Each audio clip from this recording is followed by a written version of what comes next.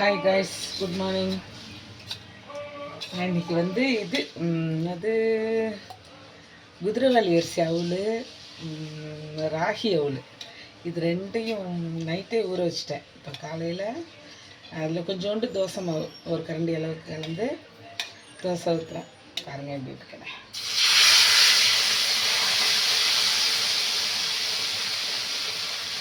தோசை மாதிரி தான் வரும்.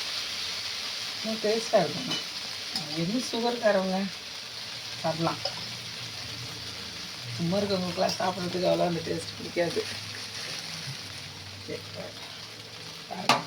அதிலே ஒரு முட்டையை ஊற்றினா இன்னும் டேஸ்ட்டாக இருக்கும்.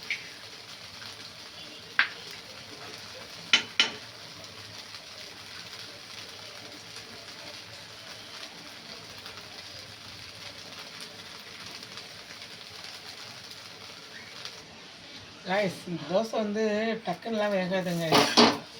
கொஞ்சம் நேரம் ஆகும். 2-3 நிமிஷம் ஆகுது வேகவே. இப்போ திருப்பி போட்டு 2-3 நிமிஷம் ஆகுது. இதுக்கு வந்து முட்டை தோசைக்கு இந்த தக்காளி சட்னி சூப்பராக இருந்துச்சு. நான் சாப்பிட்டுட்டே தான் பேசுகிறேன். ஓகே, பாய்.